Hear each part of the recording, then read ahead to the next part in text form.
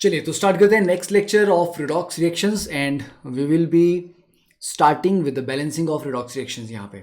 ठीक है, देखिए जब आप बैलेंसिंग करते हैं वैसे तो डिफरेंट तरीके हैं, दो अलग अलग तरीके हैं, बट हम वो दो अलग अलग तरीकों पे नहीं जाने वाले। हम डायरेक्टली एक ही तरीके पे बात करेंगे, शॉर्टेस्ट तरीका। What is the shortest method जिससे आप बैलेंसिंग कर सकते हैं?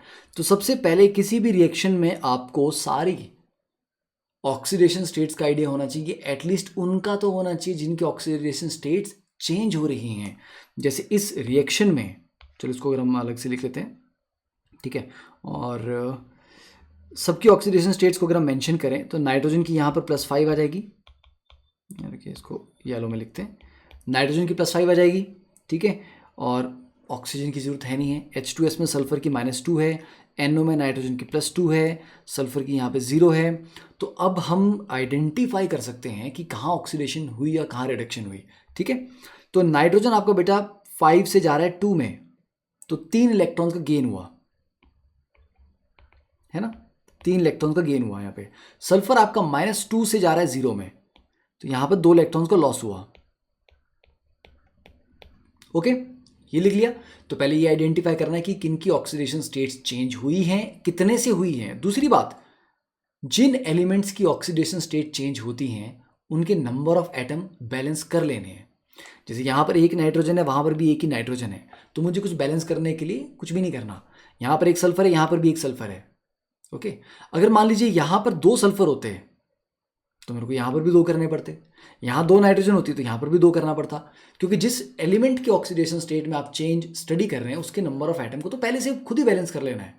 ठीक है, अब मुझे पता है कि रिडॉक्स रिएक्शन में जब बैलेंसिंग होगी तो electron lost should be equal two electrons gained. Loss और गेन बराबर आना चाहिए। यहाँ पर लॉस आ रहा है 2 का और गेन आ रहा है 3 का, तो हम करेंगे क्या, उसको मल्टीप्लाई करेंगे। 3 वाले को 2 से मल्टीप्लाई करेंगे, 2 वाले को 3 से मल्टीप्लाई करेंगे। यस, तो 3 वाले को 2 से मल्टीप्लाई करने का मतलब हुआ ये पूरा रिएक्शन, मतलब ये दोनों HNO3 और NO दोनों 2 से मल्टीप्लाई हो रहे हैं, तो ये आ जाएगा 2HNO3 प्लस। अब देखो H2S वाला जो रिएक्शन है ये 3 से मल्टीप्लाई हो रहा है, तो मतलब 3H2S प्रोडक्ट में NO वाला 2 हो जाएगा, 2NO प्लस 3 सल्फर। ठीक है, वाटर को भी छोड़ो, वाटर को बाद में ऐड करेंगे। तो यहाँ पर आपने इलेक्ट्रॉन्स को तो बैलेंस कर दिया। ठीक है, तो इलेक्ट्रॉन लॉस्ट और गेन बराबर हो गए, तो इलेक्ट्रॉन लॉस गेन बराबर कर दिया आपने, पहला काम। चलिए ठीक है, सेकंड इज चार्ज बैलेंसिंग करनी होती है आपको। अगर कहीं हमें लग रहा है कि भैया चार्ज बैलेंस्ड नहीं है दोनों तरफ, तो आप चार्ज बैलेंसिंग करते हैं। चार्ज बैलेंसिंग कैसे करते हैं? H पॉजिटिव या OH नेगेटिव ऐड करके, है ना, जिस तरफ जितनी ज़रूरत है। अगर एसिडिक मीडियम दिया हुआ है तो जितने चाहिए उतने H पॉजिटिव डाल लो, जहाँ चाहे रिएक्टर में चाहे प्रोडक्ट में। और अगर बेस दिया है तो जितने चाहे उतने OH नेगेटिव डाल दो ताकि चार्ज बैलेंस हो जाए।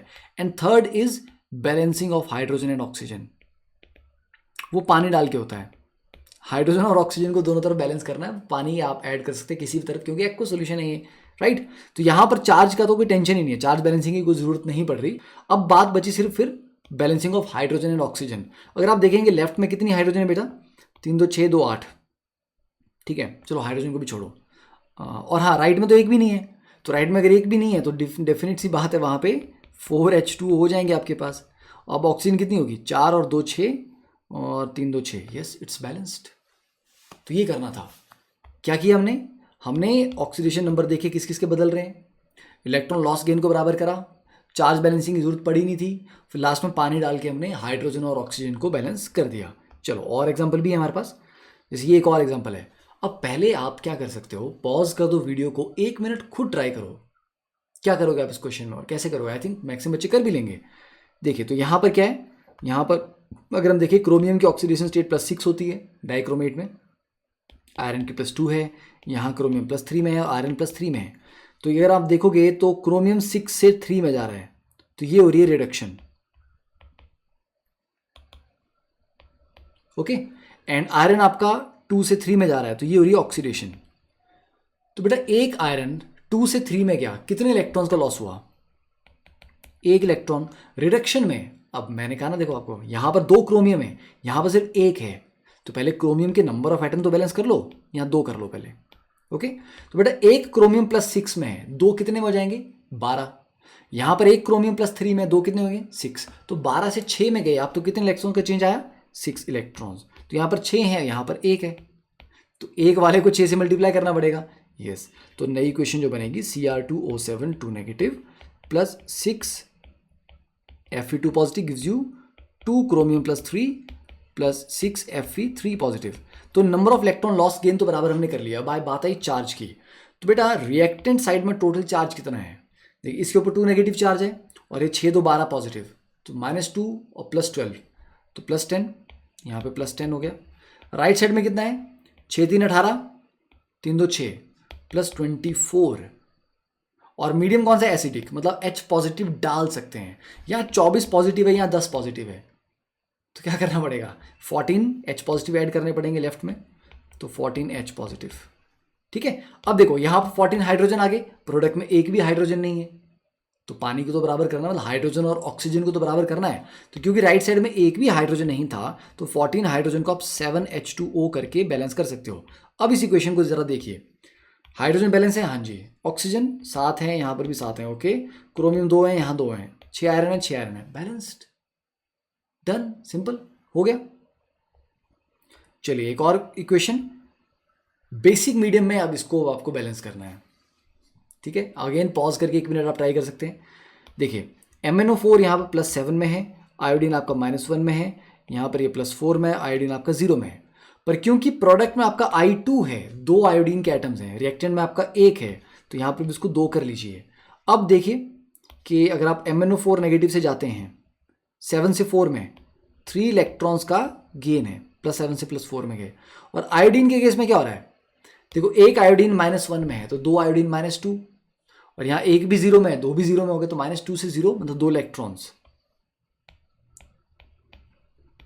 लॉस्ट। तो 3 का गेन, 2 का लॉस, क्या करेंगे? इसको मल्टीप्लाई कर लीजिए, 3 को 2 से, 2 को 3 से, तो 3 को 2 से कर दिया आपने, तो 2 MnO4 नेगेटिव प्लस, और इस वाली इक्वेशन को आपने 3 से मल्टीप्लाई किया था, तो 3 2 6, 6 iodide gives you 2 MnO2 plus 3 I2, ये हो गया। अब चार्ज बैलेंस करने की जरूरत है बेसिक मीडियम में। बेसिक मीडियम में क्या होगा? अगर हम OH नेगेटिव ऐड कर सकते हैं। और देखिए रिएक्टेंट में कितना चार्ज है? 6 नेगेटिव और 2 नेगेटिव, -8, प्रोडक्ट में 0, तो मतलब प्रोडक्ट साइड भी -8 का चार्ज आना चाहिए। वो कब आएगा? जब मैं 8 OH नेगेटिव ऐड करूंगा। अब प्रोडक्ट में 8 हाइड्रोजन आ गए, रिएक्टेंट में तो कोई हाइड्रोजन नहीं है, तो 8 हाइड्रोजन को बैलेंस करने के लिए मैं 4H2O कर देता हूँ। अब आप जरा इक्वेशन को देखिए, क्या ये बैलेंस्ड है? देखिए 4 ऑक्सीजन ये हो गए, 4 2 8 ये हो गए, 8 4 12, 8 और 4 12, ठीक है, ऑक्सीजन बैलेंस है, मैंगनीज ऐसे बैलेंस है, आयोडीन वैसे बैलेंस है, हाइड्रोजन वैसे बैलेंस है, it's a balance equation, done. Next one, ये आपका एक डिसप्रोपोर्शनेशन रिएक्शन है, क्योंकि I2 -1 और +5 दोनों में जा रहा है, तो एक बार ऑक्सीडाइज हो रहा है, एक बार रिड्यूस हो रहा है, तो ये आपका रिडक्शन हो रहा है क्योंकि 0 से ये -1 में गया, और ये आपका ऑक्सीडेशन हो रहा है क्योंकि 0 से ये +5 में गया। तो ऐसे केस में क्या करना है? एक ही I2 दो अलग जगह जा रहा है आपका, तो आप क्या करो, आप 2 I2 ले लो। इसी इक्वेशन में आप क्या करो, आप एक I2 की जगह 2 I2 ले लो। क्यों? ताकि एक I2 को आप ऑक्सीडेशन के लिए इस्तेमाल करो, दूसरे को रिडक्शन के लिए इस्तेमाल करो, उससे क्या काम आसान हो जाता है। ठीक है, ये आपने ऑक्सीडेशन के लिए किया, तो ऑक्सीडेशन देखो अब ध्यान से, यहाँ पर बाई 2 है, यहाँ पर भी 2 है, यहाँ पर एक आयोडीन है, यहाँ पर भी एक आयोडीन है, तो यार कम से कम आयोडीन के एटम्स को तो बैलेंस कर लो। हो गया? यस। अब 2 आयोडीन 0 में, यहाँ पर 2 आयोडीन 10 में है, तो 0 से +10, 10 इलेक्ट्रॉन्स का चेंज हुआ, तो यहाँ पर ऑक्सीडेशन में कितने हैं? 10 इलेक्ट्रॉन्स लॉस्ट। अब रिडक्शन की बात करें, एक आयोडीन 0 में तो 2 आयोडीन भी 0 में, एक आयोडीन -1 में तो 2 -2 में, तो 0 से -2, तो 2 इलेक्ट्रॉन्स का गेन, तो 2 का गेन है या 10 का लॉस है, तो 2 को 10 बनाने के लिए क्या करना पड़ेगा? 5 से मल्टीप्लाई करो, 5 से मल्टीप्लाई कर लोगे तो ये आ जाएगा normal I2 plus 5 I2 gives you 10 I negative plus 2 IO3 negative. आ गया ये? ठीक है ना, क्योंकि सिर्फ इसी रिएक्शन को आपको 5 से मल्टीप्लाई करना है बस। तो I2 प्लस 5 I2 कितना हो जाएगा आपका? 6 I2, 6 I2 आ गया। यस। अब ये 2 से डिवाइड कर दो पूरी इक्वेशन को, तो 2 से डिवाइड कर दोगे तो 3 5, डन। तो तो ये हो गया, यहाँ तक आपका सिंप्लीफाई भी हो गई। तो इलेक्ट्रॉन्स का गेन लॉस बराबर हो गया। अब आपको करना है चार्ज बैलेंसिंग। रिएक्टेंट में तो कोई चार्ज नहीं है, प्रोडक्ट में कितना है 5 नेगेटिव और 1 नेगेटिव, रिएक्टेंट में -6 है, तो उसको बैलेंस करने के लिए रिएक्टेंट में भी 6 नेगेटिव होना चाहिए, तो 6 OH नेगेटिव। ओके, अब 6 हाइड्रोजन आ गए यहाँ पे, प्रोडक्ट में तो कोई हाइड्रोजन है ही नहीं, तो 6 हाइड्रोजन को बैलेंस करने के लिए 3H2O। अब देख लो क्या इक्वेशन बैलेंस है। आयोडीन आपका 6 और 5 1 6, ऑक्सीजन आपका 3 3 6 6, ठीक है, हाइड्रोजन भी बैलेंस, ऑल बैलेंस्ड। तो डिसप्रपोर्शनेशन आप ये कर सकते हैं, रादर देन एक मॉलिक्यूल आप 2 मॉलिक्यूल लो, एक को ऑक्सीडेशन के लिए यूज करो, एक को रिडक्शन के लिए करो, बाद में सिंप्लीफाई कर लो उसको, इक्वेशन को। ठीक है, अब एक और, ये भी एक और डिसप्रपोर्शनेशन रिएक्शन है आपको, ये भी बेसिक मीडियम में दिया हुआ है। तो भैया इसको कैसे करेंगे, इसको भी 1 मिनट पॉज करके ट्राई करो। 0 है तो मैं 2P4 ले लेता हूँ, ठीक है, तो यहाँ से H3PO2 में ये +1 में है और यहाँ पर -3 में है, तो ये वाला आपका गया ऑक्सीडेशन। अब 4 फॉस्फोरस है ना यार, तो कम से कम 4 तो यहाँ पर भी करो, उसके नंबर ऑफ एटम तो बैलेंस कर लो, ठीक है, और ये आपका आ गया रिडक्शन। तो देखिए ऑक्सीडेशन में, क्योंकि एक फॉस्फोरस 0 में तो 4 भी 0 में है, यहाँ पर एक फॉस्फोरस +1 में तो 4 +4 में हो जाएंगे, तो 0 से +4, तो यहाँ 4 इलेक्ट्रॉन्स का मामला है। और रिडक्शन में 0 से 4 3 12 इलेक्ट्रॉन्स का मामला है। तो यहाँ 4 है या 12 है, तो 4 को कितने से मल्टीप्लाई करेंगे, 3 से। तो इस रिएक्शन को 3 से मल्टीप्लाई कर लो, तो 3P4 + P4 मिला के सीधा एक ही लिखो ना, 4P4 गिव्स यू, 3 से मल्टीप्लाई किया तो 4 3 12 H3PO2 + 4PH3। अब 4 को कॉमन लेके 4 से डिवाइड कर लोगे तो 3 आ जाएगा ये, तो P4 gives you H3PO2 + PH3। Charge की तो आपको टेंशन ही नहीं है, रिएक्टेंट और प्रोडक्ट में चार्ज बैलेंस करना है, क्योंकि कोई नेगेटिव पॉजिटिव चार्ज है नहीं। हाँ, पानी को बैलेंस करना, हाइड्रोजन ऑक्सीजन को बैलेंस करना है। प्रोडक्ट में बेटा ऑक्सीजन कितनी, 3 2 6 ऑक्सीजन है, तो 6 H2 डाल दो यहाँ पे। तो अब देख लो 3 3 9 6 2 12 9 10 क्या 12, हाँ हाइड्रोजन बैलेंस हो गया, फॉस्फोरस 4 बैलेंस है, सब बैलेंस है, इट्स ऑल बैलेंस्ड। समझ आया। तो अब थोड़े से क्वेश्चन और अपने आप भी कर लेना, प्रैक्टिस कर लेना। तो ये हो गया हमारा बैलेंसिंग ऑफ रिडॉक्स रिएक्शन का थोड़ा सा idea. Next comes the redox titrations. Titrations कब यूज करते हैं हम, किसी अननोन कंसंट्रेशन को मेजर करने के लिए करते हैं। तो आयनिक इक्विलिब्रियम में जो आपने पढ़ी थी वो एसिड बेस्ड टाइट्रेशंस थी, जहां पर आप इंडिकेटर क्या ले रहे थे, एक वीक एसिड या कोई वीक बेस ले रहे थे जो कलर चेंज करता था, अपना आयनाइज फॉर्म में डिफरेंट कलर है और अनआयनाइज फॉर्म में डिफरेंट कलर है। रिडॉक्स टाइट्रेशन क्या होता है, it involves a redox reaction. तो यहाँ पर आपका सिंपल न्यूट्रलाइजेशन नहीं हो रहा है, यहाँ पर एक रिडॉक्स रिएक्शन हो रहा है, ये सिंपल एसिड बेस्ड रिएक्शन नहीं हो रहा है, ठीक है, यहाँ पर रिडॉक्स रिएक्शन हो रहा है, रिडक्शन भी होगी, ऑक्सीडेशन भी होगी। तो टाइट्रेंट और एनालाइट के बीच में either one of which can act as oxidant और रिडक्टेंट, अब वो डिपेंड करता है कौन ऑक्सीडाइजिंग एजेंट है, कौन रिड्यूसिंग एजेंट है।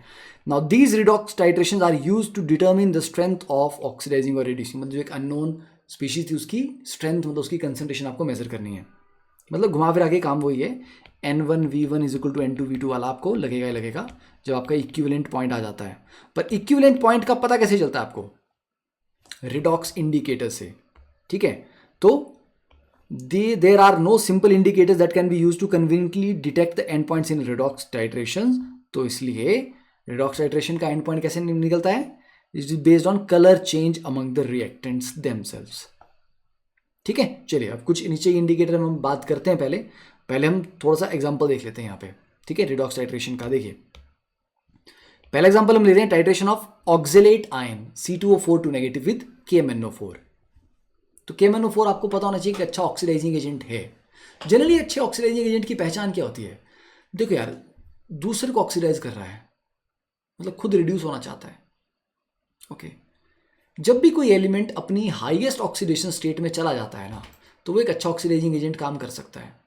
मैंगनीज की हाईएस्ट ऑक्सीडेशन स्टेट है +7, तो ये ऑलरेडी अगर +7 में है तो बोलता है यार मैं इससे ऊपर तो जा ही नहीं सकता, नीचे ही आ सकता हूँ। तो अगर मेरे को नीचे आना है तो मतलब खुद को रिड्यूस करना है, तो वो तभी हो पाएगा जब मैं दूसरे को ऑक्सीडाइज करूंगा। तो इसके पास ऑप्शन ही एक बचती है कि मैं नीचे ही आ सकता हूँ, तो मेरे को खुद रिड्यूस होना है, दूसरे को ऑक्सीडाइज करना है। तो जैसे KMnO4 में देख लो, मैंगनीज अपनी हाईएस्ट ऑक्सीडेशन स्टेट में है, इसलिए अच्छा ऑक्सीडाइजिंग एजेंट है। HNO3 को देख लो, नाइट्रोजन अपनी हाईएस्ट ऑक्सीडेशन स्टेट में है। K2Cr2O7 को देख लो, क्रोमियम अपनी हाईएस्ट ऑक्सीडेशन स्टेट +6 में है। H2SO4 को देख लो, सल्फर अपनी हाईएस्ट ऑक्सीडेशन स्टेट +6 में है।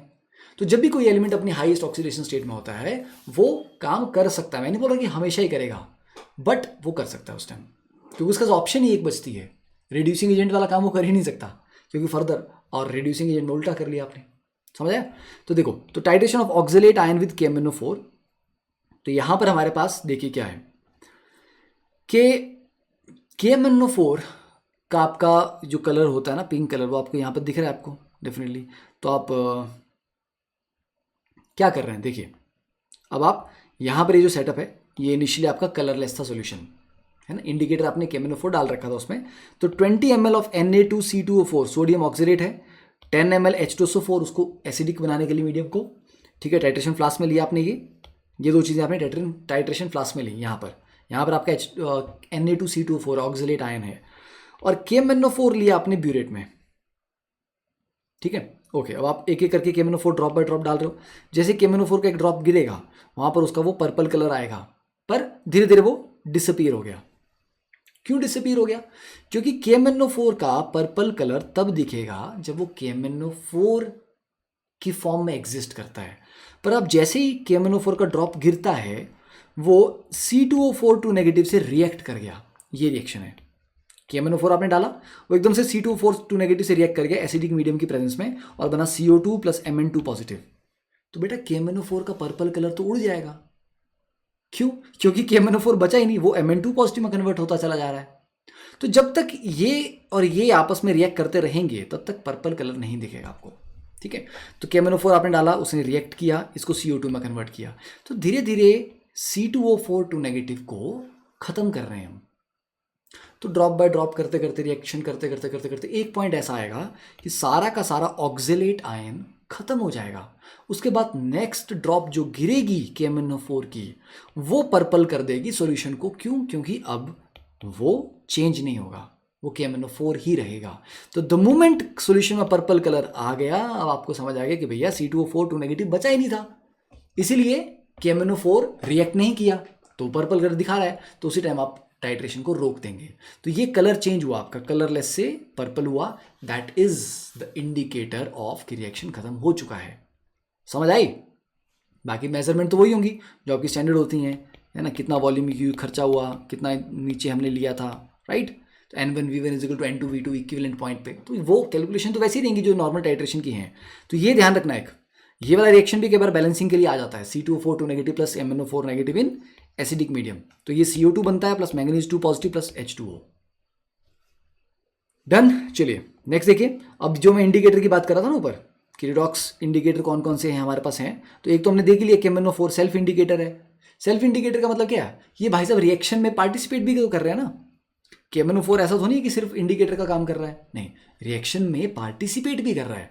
तो ये दोनों काम कर रहा है, तो उसको सेल्फ इंडिकेटर बोलते हैं कि भैया हम रिएक्टेंट भी हैं और हम इंडिकेटर भी हैं। हम दूसरे इंडिकेटर को नहीं लेके आते, हम अपना खुद ही जला लेते हैं, ठीक है। चलिए, तो it serves as a good redox indicator as MnO4 negative ion that as intense purple colour and its reduction product in acidic medium is colourless. तो जब तक ये Mn2 पॉजिटिव में कन्वर्ट होता रहेगा कलरलेस हो जाएगा, ठीक है। तो देखो ऑक्सलेट के साथ हुआ रिएक्शन, ये की जो हमने एग्जांपल पढ़ा, और ferrous ions Fe2 positive ions मोहर सॉल्ट से जो मिलते हैं आपको, उनके साथ कर सकते हैं। तो उनके साथ आप KMnO4 आराम से रिएक्शन करवा सकते हो, ठीक है। तो पर्पल कलर तब तक डिसअपीयर होता चला जाएगा जब तक रिएक्टेंट बचा हुआ है। द मोमेंट रिएक्टेंट खत्म हुआ पर्पल कलर आ जाएगा, ठीक है।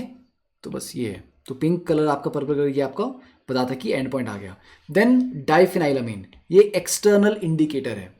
तो डाइफिनाइलामीन का काम क्या है यहाँ पे? डाइफिनाइलामीन बेटा रिएक्टेंट नहीं है, वो बोलता है हम सिर्फ और सिर्फ इंडिकेटर हैं भाई, हम सिर्फ कलर चेंज में काम करते हैं, हम रिएक्शन में इंटरफेयर नहीं कर रहे। तो it is used in conjunction with potassium dichromate which is a strong oxidising agent but is not a self indicator. तो K2Cr2O7 के साथ आप डाइफिनाइलामीन यूज करते हैं। क्या क्या होता है यहाँ पे? तो when the equivalence point of the reaction is reached and all the reactant is consumed, now the next drop of potassium dichromate added. तो पहले आप K2Cr2O7 डालते रहे, वो जो रिएक्टेंट था उसका रिएक्ट करता रहा। जैसे रिएक्टेंट खत्म हो गया, अब जो अगली ड्रॉप ऑफ K2Cr2O7 आई, that is producing intense blue colour with diphenylamine. तो वो डाइफिनाइलामीन के साथ रिएक्ट कर रहा है, क्योंकि रिएक्टेंट तो बचे नहीं थे, तो अब डाइफिनाइलामीन ही बचा हुआ है जो इंडिकेटर था, तो उससे इंटेंस ब्लू कलर आता है और एंड पॉइंट का पता चल जाता है। ठीक है। And third is starch. तो स्टार्च को हम यूज करते हैं इन आयोडोमेट्रिक टाइट्रेशन में। अब आयोडोमेट्री आयोडीमेट्री वगैरह वो हमें नहीं पढ़ना है क्रैश कोर्स के लिए, क्योंकि वो अपने वो इस सिलेबस के लिमिट से बाहर है। ठीक है। तो इन आयोडोमेट्रिक टाइट्रेशंस, चलो ये तो तुम मतलब पढ़ लेना इसको एक बार, जस्ट बार को पता हो कि स्टार्च उसमें यूज करते हैं। तो in iodometric titration the amount of iodine जो लिबरेट होती है ना, I2 बन के निकलती है बाहर, मतलब आई नेगेटिव को I2 में कन्वर्ट करते हैं हम, is estimated by titrating against a reducing agent such as sodium thiosulphate which reduces it to iodide ion. तो वो I2 जो निकली है उसको रिड्यूस फर्दर आई नेगेटिव में रिड्यूस करने के लिए कितना आपका हाइपो सोल्यूशन लगा, मतलब सोडियम थायोसल्फेट कितना लगा। ठीक है। तो स्टार्च उसमें क्या करता है, it forms an intensely blue coloured complex with iodine. When all the iodine is reduce to iodide ion the blue colour of the solution disappears. तो जब तक I2 है तब तक ब्लू कलर आएगा, जैसे सारा I2 कन्वर्ट हो रहा है आई नेगेटिव में, ब्लू कलर आपका डिसअपीयर हो जाएगा और वो आपका एंड ऑफ द रिएक्शन आ गया। चलो एक और टाइट्रेशन देख लेते हैं, titration of Fe2 positive with dichromate ion, जो पीछे मैं एग्जांपल भी दे रहा था ना, डाइक्रोमेट के साथ करता है। तो ये Fe2 पॉजिटिव कहाँ से आया आपके पास, ये जो फेरस आयंस है, ये फेरस आयंस मिलते हैं आपको मोहर सॉल्ट से। तो मोहर सॉल्ट एक अच्छा सोर्स है Fe2 पॉजिटिव आयंस का। तो जब भी आपको बोला ना फेरस आयन हो रहा है, देयर इज अ चांस कि मोहर सॉल्ट से वो लिया हुआ है। तो हमारे पास एक सॉल्यूशन आ गया आपका 20 ml ऑफ मोहर सॉल्ट सॉल्यूशन ले लिया आपने, उसमें थोड़ा सा H2SO4 डाला उसको एसिडिक करने के लिए। ठीक है। देन उसमें कुछ ड्रॉप्स डाले डाइफिनाइलामीन के जो इंडिकेटर है, और ये क्या करता है ये भाई साहब, ये जब तक डाइफिनाइलामीन खुद ऑक्सीडाइज नहीं हुआ तब तक ये कलरलेस है। जैसे ये ऑक्सीडाइज हो जाएगा ये वायलेट ब्लू कलर की डाई बनाएगा। तो ये ऑक्सीडाइज तब होगा ना जब कोई इसको ऑक्सीडाइज करेगा। तो जब आपने K2Cr2O7 वाला एग्जांपल लिया था, तो K2Cr2O7 क्या कर रहा था, दूसरे के साथ रिएक्ट कर रहा जा रहा है, Fe2 पॉजिटिव के साथ करता जा रहा है, इसके साथ रिएक्ट ही नहीं कर रहा। जब Fe2 पॉजिटिव खत्म हो गया सॉल्यूशन में, तब K2Cr2O7 को याद है, अरे भाई डाइफिनाइलामीन भी तो है, इसको ऑक्सीडाइज करते हैं और तब जाके वायलेट ब्लू बनेगा। समझे। एंड थोड़ा सा इसमें फॉस्फोरिक एसिड डाला, it combines with Fe3 positive ion जो बनते हैं ना, उनके साथ एक कॉम्प्लेक्स बना लेता है। तो ये रिएक्शन है, Fe2 पॉजिटिव आयन मोहर सॉल्ट से आया। ठीक है। ये देखो Cr2O7 ब्यूरेट से आप डाल रहे हो, एसिडिक मीडियम में Fe3 पॉजिटिव में कन्वर्ट होता है, ये रिड्यूस होकर क्रोमियम 3 पॉजिटिव में जाता है प्लस 7H2O। तो ये ध्यान रखना है, यहाँ पे डाइफिनाइलामीन का कैसा बनता है, वायलेट ब्लू कलर का, मतलब इंडिकेशन आती है आपको। चलिए तो ये हो गया है ना, ये दोनों एग्जांपल एनसीईआरटी में दिए हुए तो आपको करवा दिए। Then is n n factor calculation. N factor की कैलकुलेशन मोल कॉन्सेप्ट में भी करी थी, फिर भी आपके जस्ट रिवीजन के लिए। तो एन फैक्टर में क्या होता है, कितना चेंज आ रहा है। ठीक है। नंबर ऑफ इलेक्ट्रॉन एक्सचेंज्ड पर मॉलिक्यूल या पर स्पीशीज। ठीक है। बस ये मैंने एग्जांपल ये भी एक्सप्लेन नहीं करने वाला, मोल कॉन्सेप्ट पे पढ़ा चुका ऑलरेडी में, तो फिर भी जस्ट आप देख लो उसको। ठीक है। नोट्स में आपके पढ़ने के लिए काम आ जाएगा, तो दैट आई विल इंक्लूड। चलिए अब करने हैं कुछ क्वेश्चंस। अब कितने मिनट हुए, सिर्फ 23 मिनट हुए अभी तक। नाउ इनको मार्क कर लेते हैं। Question number 1, which of the following chemical reactions depicts the oxidising behaviour of H2SO4। Pause करके आप कर सकते हो उसको। ठीक है, नो प्रॉब्लम। देखिए ऑक्सीडाइजिंग बिहेवियर ऑफ H2SO4 मतलब H2SO4 खुद रिड्यूस हो रहा होगा ना फिर वहां पे। देखिए पहले ऑप्शन में क्या है, H2SO4 आपका SO2 में जा रहा है, +6 से +4 में जा रहा है। ओके। और I नेगेटिव को I2 में कन्वर्ट कर रहा है, मतलब -1 से 0 में लेके जा रहा है, मतलब उसको क्या कर रहा है, वो ऑक्सीडाइज कर रहा है। यस कर तो रहा है यार, खुद रिड्यूस भी हो रहा है। सेकंड में H2SO4 से तो SO4 का SO4 ही तो बचा, कुछ भी नहीं हुआ यहाँ पे, यहाँ कुछ नहीं हुआ। थर्ड में SO4 का SO4 ही बचा, सल्फर मतलब अगर दूसरे को ऑक्सीडाइज करेगा तो खुद भी तो रिड्यूस होना चाहिए ना। तो यहाँ तो उसकी ऑक्सीडेशन स्टेट सेम है, SO4 यहाँ SO4 है, यहाँ SO2Cl2 में, तो SO2Cl2 में भी ये +6 ही रहा, ऐसा कोई फर्क नहीं पड़ा इसको। फॉस्फोरस यहाँ पर भी +5 में, यहाँ पर भी +5 में, नथिंग, सिर्फ A option. Then question number 2, in the reaction Na2S2O3 में सोडियम थायोसल्फेट प्लस I2, ये है जो आपका आयोडोमेट्री में यूज कर रहे हैं हम। ठीक है, Na2S2O3, तो ये क्या करता है, जितनी भी आयोडीन बनती है उससे रिएक्ट करके उसको वापस से आयोडाइड में कन्वर्ट कर देता है। तो ये बनाता है Na2S4O6 प्लस NaI। ठीक है, इन्होंने बोला बैलेंस नहीं किया हुआ है। Okay, which of the following is are true? Na2S2O3 is reducing. देखो I2 आपका 0 से -1 में जा रहा है, तो ये आपकी रिडक्शन हो रही है, तो ये वाला आपका ऑक्सीडेशन हो रहा है। तो जो खुद ऑक्सीडाइज हो रहा हो वो क्या होता है? एक रिड्यूसिंग एजेंट होता है, तो ये आपका रिड्यूसिंग एजेंट है। तो Na2S2O3 is a reducing agent, true. Iodine is an oxidising agent, तो यस, दूसरे को ऑक्सीडाइज कर रही है, खुद रिड्यूस हो रही है, तो yes iodine is a oxidising agent, that is also true. It is an example of intermolecular redox reaction. Intermolecular का मतलब होता है दो मॉलिक्यूल्स के बीच में हो रहा है, हाँ इन दोनों मॉलिक्यूल्स के बीच में हो रहा है, और इंट्रा होता है with in the same molecule. In Na2S4O6 the average oxidation state of sulphur is +5/2। अब Na2S4O6 में अगर आप निकालेंगे सल्फर का ऑक्सीडेशन स्टेट तो कितना आएगा? वो पीछे हमने किया तो था 2.5 आ रहा था ना, तो 5/2, yes that is also right. तो भैया चारों सही है, 1 2 3 4 all are correct. Then question number 3, what products are expected from the disproportionate reaction of hypochlorous acid? ठीक है, तो हाइपोक्लोरस देखिए हमारे पास कौन कौन होते हैं? हमारे पास HClO, HClO2, HClO3, HClO4। तो HClO4 आपका perchloric, HClO3 chloric, HClO2 chlorous, hypochlorous. तो HClO अगर आपका डिस्प्रोपोर्शनेट करेगा, यहाँ पर क्लोरीन की ऑक्सीडेशन स्टेट +1 है, तो +1 से किस में जाएगा? एक हायर में और एक लोअर में, ठीक है। तो पहला एग्जांपल देख लेते हैं, HClO3 में तो हायर गया, ठीक है, +5 गया, पर Cl2O में कितने में गया ये? +1।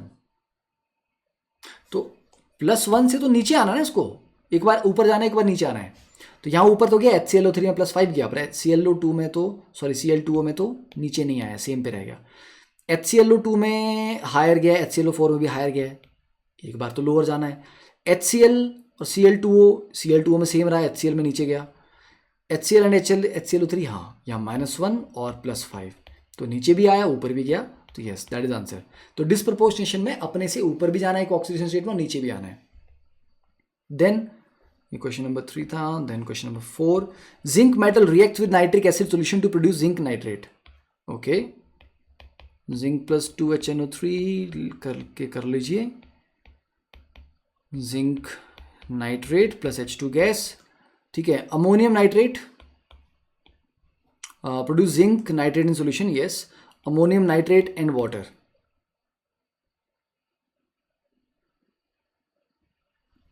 Ammonium nitrate in water, ammonium ion कहां से आ जाएगा?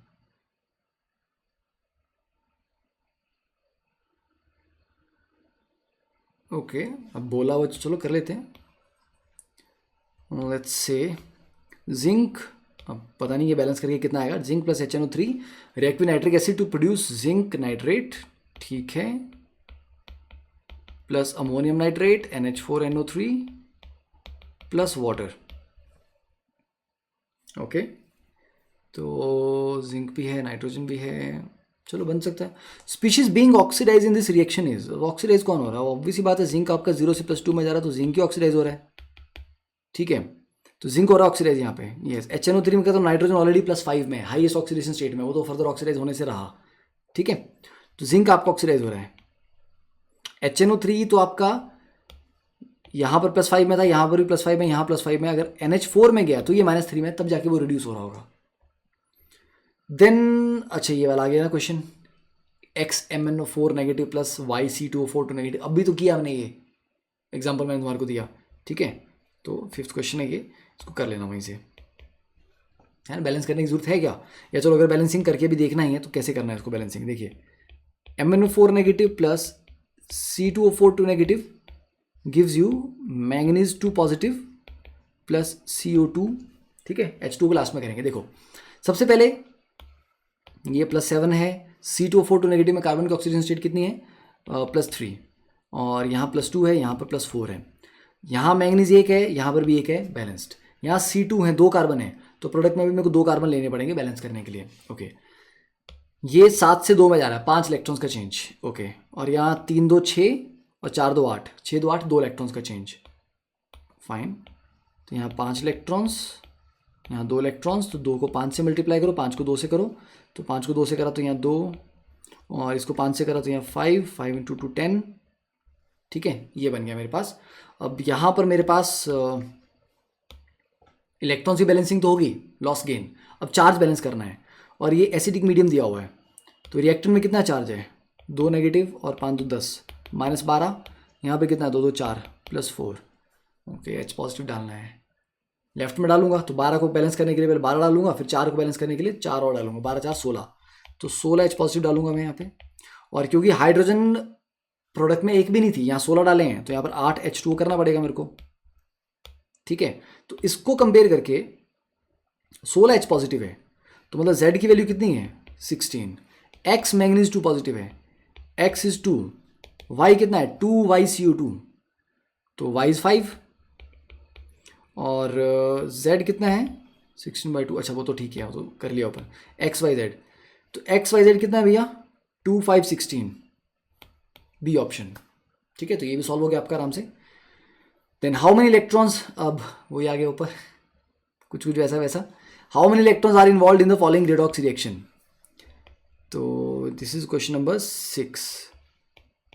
ओके, पॉज करके ट्राई कर सकते हो। ठीक है, Cr272 negative plus Fe2 positive plus oxalate ion gives you chromium +3 plus Fe3 positive plus CO2, unbalanced है ये। फाइन, देखिए क्रोमियम 2 थे लेफ्ट में, तो राइट में भी 2 करेंगे आप। कार्बन डाइऑक्साइड यहाँ पर 2 करनी पड़ेंगी, लेफ्ट में 2 कार्बन है। अब नंबर ऑफ इलेक्ट्रॉन्स देख लीजिए, यहाँ पर क्रोमियम +6 में है, यहाँ पर 3 में है, तो 6 2 12 3 2 6, तो यहाँ पर 6 इलेक्ट्रॉन्स का चेंज हुआ। आयरन दोनों जगह 1 है, तो यहाँ पर 1 इलेक्ट्रॉन का चेंज हो रहा है। अब देखो आयरन भी ऑक्सीडाइज हो रहा है, और कार्बन की अगर हम बात करें तो 3 से 4 में ये भी ऑक्सीडाइज हो रहा है। तो अब 2 स्पीशीज हो रही है ऑक्सीडाइज हो रही हैं, ये भी और ये भी, ये दोनों ही हो रही हैं। तो ऑक्सीडेशन के मेरे पास 2 रिएक्शन आ गए यहाँ पे।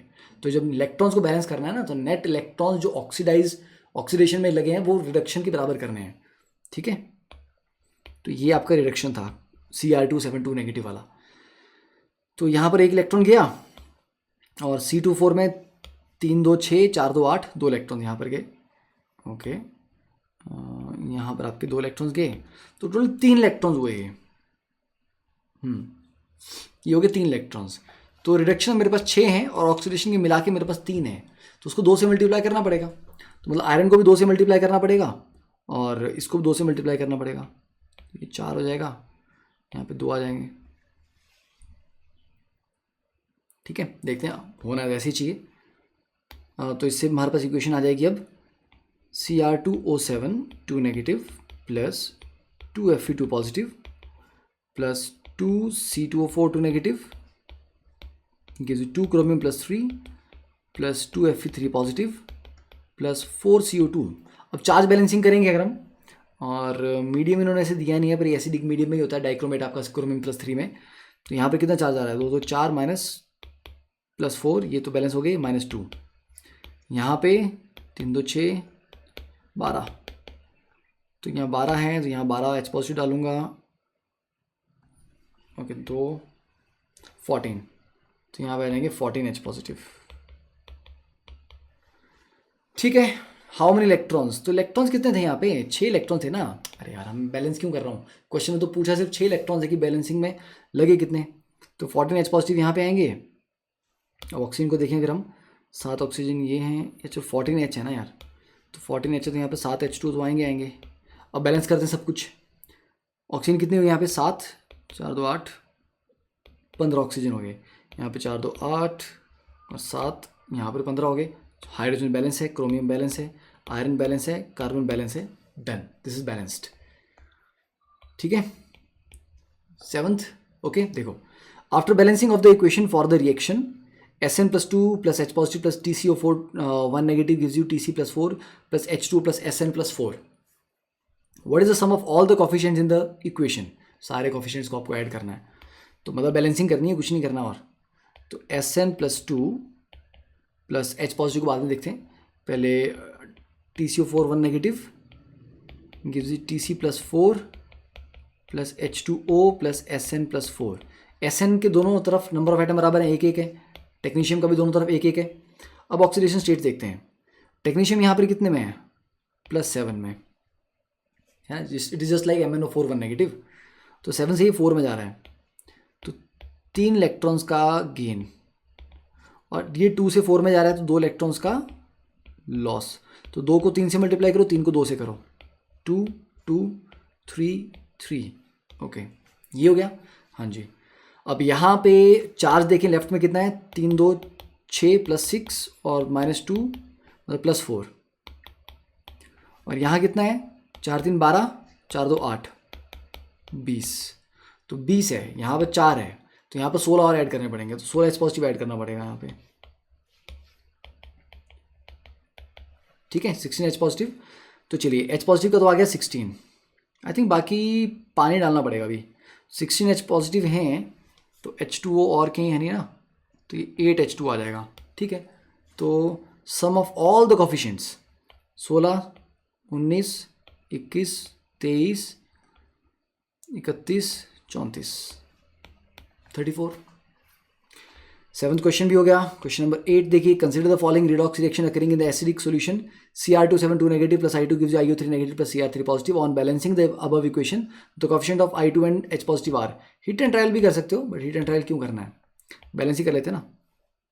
अब देखो, अगर मैं बिना लिखे बैलेंस करने की ट्राई करें तो क्या करेंगे हम। देखो, क्रोमियम यहाँ 2 करने पड़ेंगे मुझे, यस, ये +6 ये +3 है, आपको पता है 6 इलेक्ट्रॉन्स का फर्क आता है यहाँ पे। I2 है यहाँ पे, तो यहाँ पे 2 I करना पड़ेगा। ये 0 से आयोडीन यहाँ पे +5 में है, तो 5 2 10, तो ये 10 इलेक्ट्रॉन्स आ गए। एक में 6 आ रहे हैं, एक में 10 आ रहे हैं, तो क्या कर लेंगे, अब उसको 10 से मल्टीप्लाई कर लेंगे, नहीं उतना नहीं करेंगे इसको। ठीक है, इसको सिंपल ले लेते, सिंप्लीफाई कर लेते हैं इसको। 2 से मल्टीप्लाई किया था हमने, इसको 5 से कर लेते हैं। ठीक है, इसको 3 से कर लेते हैं, है ना, दोनों 30 30 हो जाएंगे, तो बैलेंस होकर फिर बाद में सिंप्लीफाई कर लेंगे इसको। तो ये आ जाएगा आपका Cr272 वाले में 6 इलेक्ट्रॉन्स थे, उसको 5 से करना है, तो 5 Cr2O72 नेगेटिव प्लस इसमें 10 इलेक्ट्रॉन, इसको 3 से करना था, 3 I2 गिव्स यू, यहाँ 2 ऑलरेडी था, यहाँ 2 ऑलरेडी था, तो 3 2 6 IO3 नेगेटिव प्लस उसको 5 से करा था 10 क्रोमियम 3 पॉजिटिव, ये आ जाएगा। उसके बाद अगर हम चार्जेस का करेंगे, H पॉजिटिव भी है ना, एसिडिक मीडियम दिया हुआ है, तो लेफ्ट में चार्ज कितना है, 5 2 10 -10, और यहाँ कितना है 10 3 प्लस 30 -6 प्लस 24 है यहाँ पे, -10 और +24। हम लेट मी कंफर्म, इतना ही है ना, 30 -6, हाँ ठीक है, +24 है। H पॉजिटिव ऐड करने पड़ेंगे लेफ्ट में, 10 ये हो जाएंगे, 24 ये 34 H पॉजिटिव। ओके, अब इसमें कुछ बैलेंसिंग हो सकती है क्या, मतलब और सिंप्लीफाई नहीं, 3 से डिवाइड भी नहीं कर सकते इसको, आई थिंक ऐसा ही आएगा ये। तो 34 H पॉजिटिव है, उसको बैलेंस करने के लिए यहाँ पे 17 H2O भी लगाने पड़ेंगे, पानी उतना डालना पड़ेगा। Coefficient of I2 and H positive, I2 का कितना भैया 3, H पॉजिटिव का 34, 3 एंड 34, सी ऑप्शन। तो आप आराम से बिना लिखे भी इक्वेशन को सॉल्व कर सकते हैं। नेक्स्ट क्वेश्चन 8th 9, पहले देख लेते हैं भी क्वेश्चन है कितने हैं, 10 11 12 13 14 15, दैट्स इट, 15 क्वेश्चन है हमारे पास।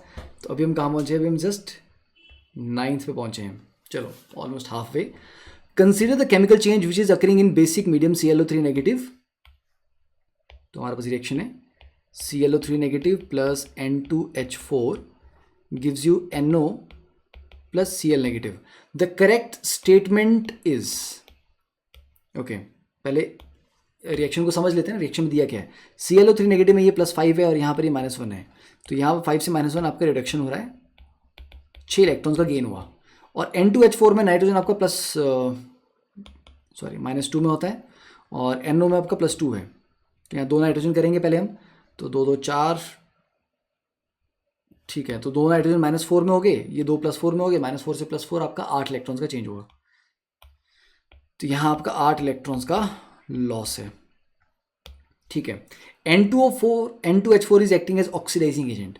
देखो N2H4 का हो रहा है क्या, अपना ऑक्सीडेशन, क्योंकि -2 से +2 में जा रहा है, वो अपना ऑक्सीडेशन हो रहा है, तो अपना ऑक्सीडेशन मतलब रिड्यूसिंग एजेंट हुआ ना ये, तो N2H4 is actually your reducing agent, तो ClO3 negative is your oxidising agent. तो पहला N2H4 is oxidising agent, no. 3 mole of N2H4 are required per mole of ClO3 negative, मतलब बैलेंसिंग करनी पड़ेगी। तो ठीक है, ये 8 हैं, ये 6 हैं, ठीक है, तो 4 से मल्टीप्लाई कर लो, 8 को 3 से मल्टीप्लाई कर लो, ओके। तो ये 3 हो जाएगा और ये यहाँ पर NO में 6 आ जाएगा आपका, और इसको 4 से मल्टीप्लाई करेंगे तो 4Cl और यहाँ पे 4 आ जाएगा, ठीक है। अब बैलेंसिंग के बाद ये तो हो गया। अब H पॉजिटिव कह रहा है कि तो जरूरत भी पूछा है नहीं, तो उसको क्यों करना हमने।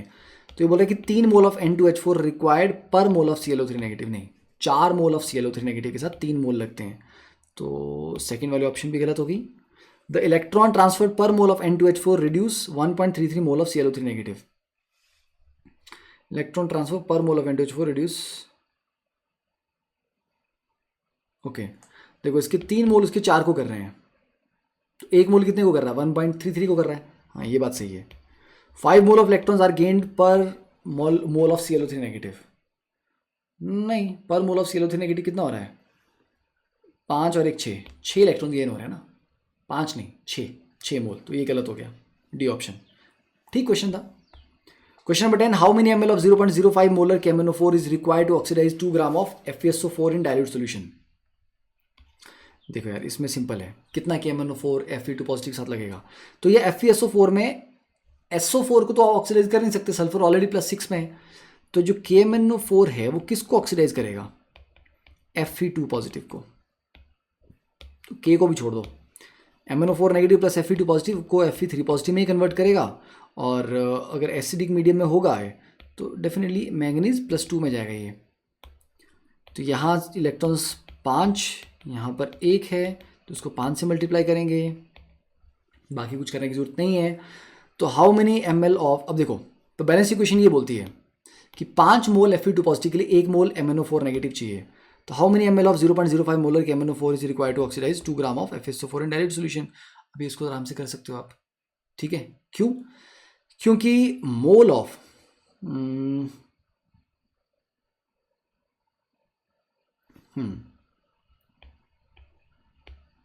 मोल ऑफ MnO4 नेगेटिव रिक्वायर्ड कितने हैं भैया, अगर Fe2 पॉजिटिव के 5 हैं तो उसको कितने लगते हैं, 1 1/5 is equal to 1/5 into 1/5 of the mole of Fe2 positive, okay, ठीक है।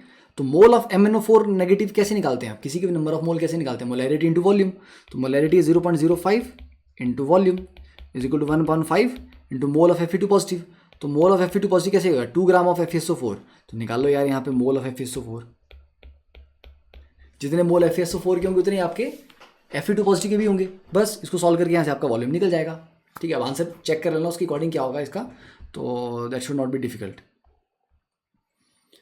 11th, the n factor for the reduction of nitrate ion to hydrazine, okay, nitrate ion से आपका हाइड्रोजन में जा रहा है N2H4 में, ठीक है। अब फॉरवर्ड रिएक्शन का एन फैक्टर निकाल रहे हो, मतलब पर मोल ऑफ NO3 नेगेटिव आपको निकालना है, तो वहाँ 2 नाइट्रोजन है, यहाँ पर 2 कर लेते हैं, तो नाइट्रोजन आपका +5 से जा रहा है ये -2 में, तो 5 2 10 और 2 2 4 +10 से -4, 14 इलेक्ट्रॉन्स का चेंज हुआ, 14 इलेक्ट्रॉन्स, तो 14 इलेक्ट्रॉन्स का चेंज हुआ for 2 mole NO3 negative,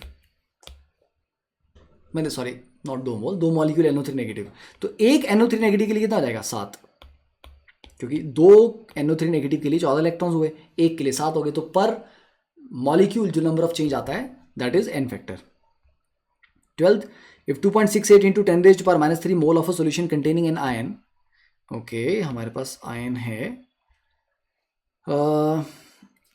AN positive, ठीक है, requires 1.61 into 10 raised to -3 mole of MnO4 negative for the oxidation of AN positive to AO3 negative, okay, मतलब MnO4 नेगेटिव से reaction कर रहा है और कुछ नहीं कर रहा, और एसिडिक मीडियम में मैंगनीज आपका +2 में जाता है, तो सीधी सी बात है ये आपका 5 इलेक्ट्रॉन्स का चेंज आ गया,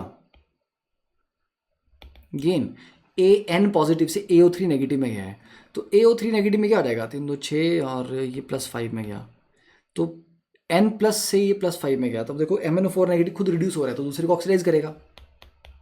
ये आपका ऑक्सीडाइजिंग एजेंट है, ठीक है। तो ऑक्सीडाइज करने का मतलब ये N पॉजिटिव से हायर में गया होगा, तो ये जो N है ये 5 से छोटा ही होगा, ठीक है ना। तो ये मतलब ये वाला जो आपका रिएक्शन है, this is your oxidation reaction, ठीक है। और कितने इलेक्ट्रॉन्स गए होंगे इसमें? 5 - N, ओके। अभी बोल रहा है 2.68 into 10⁻³ mole of a solution containing this. तो मतलब इसके नंबर ऑफ मोल कितने हैं? 2.68 इंटू 10⁻³ मोल। उसको लगता है 1.61 मोल ऑफ MnO4 नेगेटिव। तो N की वैल्यू 5 तो नहीं हो सकती, तो मैंने कहा था 5 से कम होगी वो वैल्यू। और हाँ, बैलेंस हो जाएगा ना ये।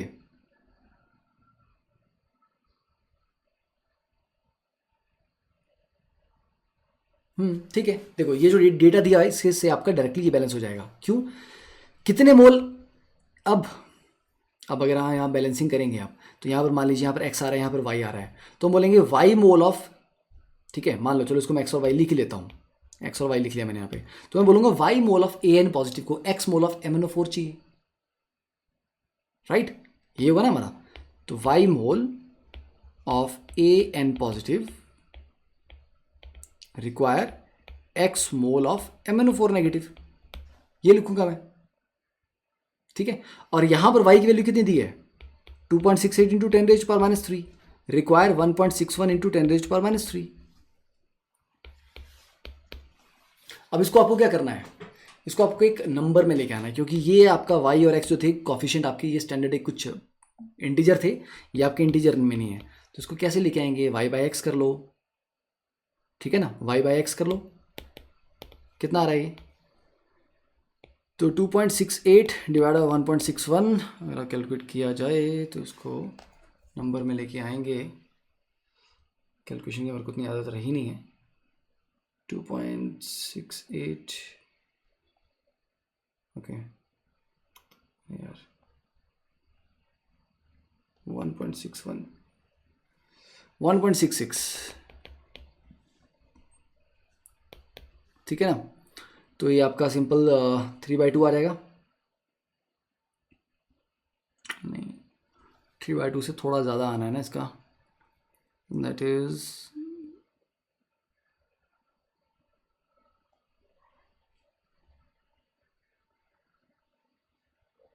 5/3, यस। तो ये 5/3 आ गया। तो मतलब आपका ये आपका 5 है, तो ये आपका 3 है, ठीक है। y मोल, तो y आपका 5 आ जाएगा एंड ये आपका 3 आ जाएगा, ओके। तो ये अगर 5 है यहाँ पे, तो ये भी 5 होगा, ए के नंबर ऑफ एटम तो बैलेंस होंगे, ठीक है ना। तो 5 × 5 25, अच्छा, और ये 3 है यहाँ पे, तो ये भी आपका 3 होगा। तो यहाँ पे कितना चेंज आ रहा है? एक के लिए 5 है, तो 3 के लिए कितना आ जाएगा? 15। तो ये 15 होने चाहिए यहाँ पर जो चेंज आ रहा है। तो 5 × 25 और 15 का चेंज आएगा 10। तो ये 2 पॉजिटिव होना चाहिए, ताकि 5 × 2 = 10 और ये 5 × 2 = 25, 25 से 10 गए, 15 का चेंज आ रहा है, राइट। और यहाँ पर एक MnO4 के लिए 5 का चेंज आ रहा था, 3 के लिए कितना आ जाएगा? 15 का आएगा। तो ये डेफिनेटली ये AN पॉजिटिव आपका +2 होना चाहिए, ठीक है। हाँ, थोड़ा सा लंबा टाइम लग गया बिकॉज कैलकुलेशन थोड़ा सा मेरा उतना अच्छा नहीं है, बट आप लोग अपनी कैलकुलेशन को डेफिनेटली इंप्रूव करना, क्योंकि मेरी जब एग्ज़ाम देने का टाइम था तब तो अच्छी थी, उसके बाद ज़रूरत पड़ी नहीं है, तब से कैलकुलेटर हाथ में है।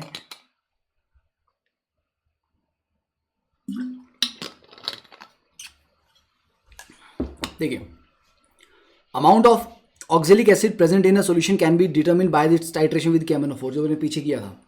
ऑक्जेलिक एसिड में बेसिकली C2O4 नेगेटिव जो है वो आपका MnO4 नेगेटिव से रिएक्ट करके CO2 + Mn2 पॉजिटिव बनाता है, और ये अपने पीछे किया भी है इसमें यार।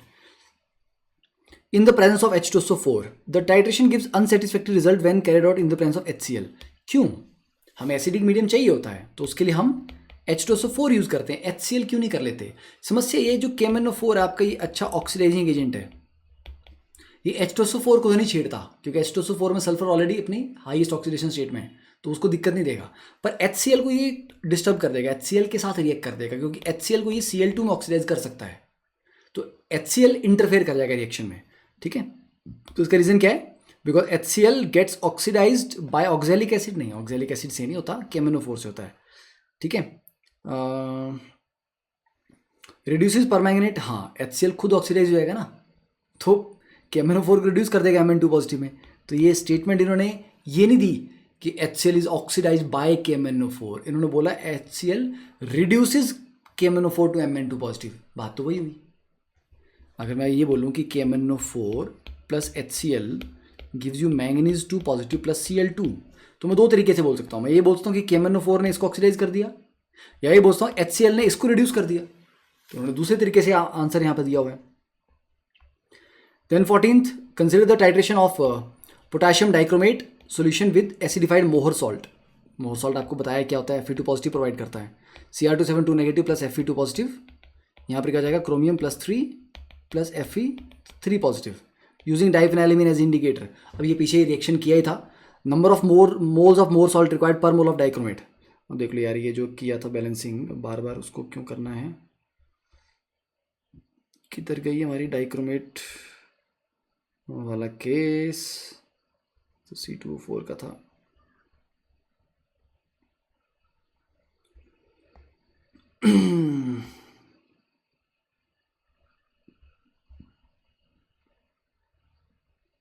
मोर सॉल्ट डाइक्रोमेट 6, ठीक है, 6 + 6 1 14 6 2 7,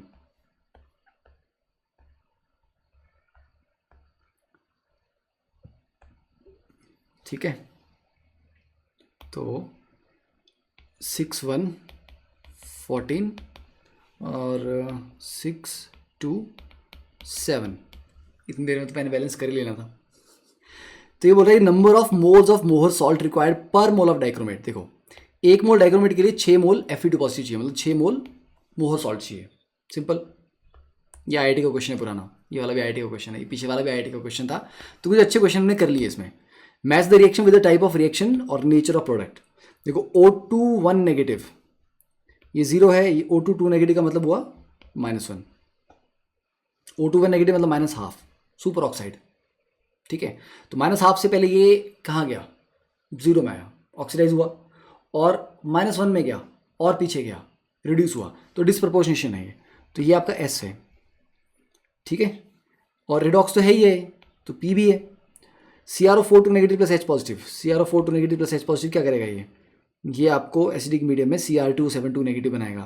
तो dimeric bridge tetrahedral metal ion ये बनाएगा Cr272 नेगेटिव, ठीक है। तो इसका R हो जाएगा। One of the product has, और क्या ये आपका डिसप्रपोर्शनेशन है, नहीं डिसप्रपोर्शनेशन तो नहीं है, ये रिडॉक्स है, नहीं रिडॉक्स भी नहीं है। MnO4 negative plus NO2 negative plus H positive, तो MnO4 नेगेटिव अगर आपका एसिडिक मीडियम में Mn2 पॉजिटिव में जाएगा, ठीक है, खुद रिड्यूस होगा, NO2 नेगेटिव को NO3 नेगेटिव में कन्वर्ट कर देगा, नाइट्राइट को नाइट्रेट में कर देगा, तो रिडॉक्स तो है ये, तो P तो होगा। वन ऑफ द प्रोडक्ट है ट्राइगोनल प्लेनर, हाँ इसमें नाइट्रेट बनेगा, NO2 नेगेटिव ऑक्सीडाइज होके NO3 नेगेटिव में कन्वर्ट हो जाएगा, इसका ट्राइगोनल प्लेनर स्ट्रक्चर है, तो उसका QB आ जाएगा। डाइमेरिक ब्रिज टेट्राहेड्रल तो नहीं बन रहा कुछ ऐसा, डिसप्रोपोर्शनेशन ये नहीं है। NO3 negative plus H2SO4 plus Fe2 positive, अब NO3 नेगेटिव एक अच्छा ऑक्सीडाइजिंग एजेंट है, जो Fe2 पॉजिटिव को Fe3 पॉजिटिव में कन्वर्ट कर लेगा और खुद रिड्यूस हो जाएगा, तो ये आपका डेफिनेटली P तो है, पर डिसप्रोपोर्शनेशन इसमें नहीं है ये। One of the product has trigonal planar structure, नहीं वो भी नहीं आएगा क्योंकि रिएक्टेंट का था। Dimeric bridge tetrahedral metal ion नहीं आएगा, डिसप्रोपोर्शनेशन नहीं आएगा, तो इसका तो ये लग रहा है आंसर मेरे को, ठीक है। फिर भी क्या इसको कंफर्म कर लिया जाए तो बेटर रहेगा, ठीक है। चलो still I will just confirm. तो ये डन करते हैं इतना 15 क्वेश्चन। अब इसके बाद करेंगे DPP का सॉल्यूशन। तो DPP आप लोग एक बार अटेम्प्ट कर लो, और उसको कल आपको करना है, सेम डे पे नहीं करना है। एक दिन आप थ्योरी कवर कर लो, थोड़ा एक्स्ट्रा अपना पढ़ लो उस टॉपिक को, फिर अगले दिन आपको उसका DPP करना है, ठीक है। चलिए ओके देन।